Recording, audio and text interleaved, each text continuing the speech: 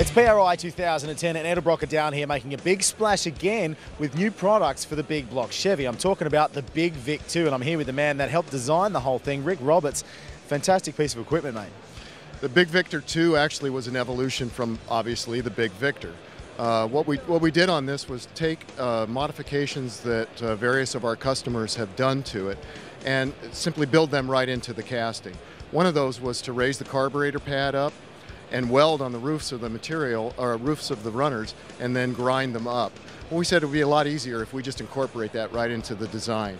In addition, looking at some of the things that those folks have done, we redesigned the inside in a way that we think is really going to make it a lot better.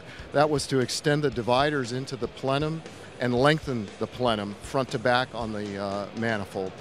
What this does is make the longer runners shorter, the shorter runners longer, all of which we think is really going to translate to a lot better horsepower in the end. Excellent. Well, you mentioned some of the customers that have been working with these manifolds, and we've got a man that's very well respected in the industry, Matt BIENEMAN from MBE, to find out his take on this.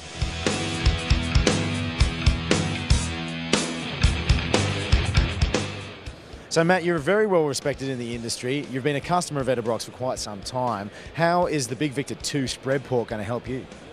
The Big Victor 2 is going to help us because they've lengthened the dividers inside the plenum of the manifold. Now we can move the power bands where we want to be. So instead of before with the old version, we could only move the RPM range, let's say 400 RPM. Now, if someone runs 7,000 to 9,000 RPM, we can adjust that so the motor can run in those ranges. What are some of the big changes on the Key Victor 2 that you find are going to be most beneficial?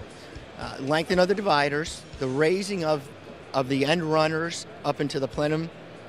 Those are going to be certainly the keys to this being more successful than the 2801 already has been. Well, the Big Victor 1 was popular enough to start with. Why was that? When you look at the end runners, okay, what happens is the leading competitor, the end runners will lose as much as 10% flow compared to the center runners. What the Edelbrock does, the 2801, we lose as little as 2%. So we're at 8% here.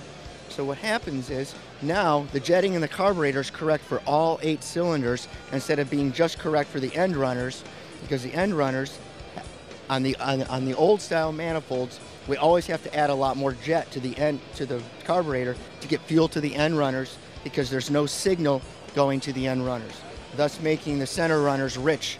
So now we make everything more efficient because there's more signal going to the end runners, which creates a more efficient motor, and that's why it makes 40 more horsepower. And can you show us how the Big Victor 2 differs from that?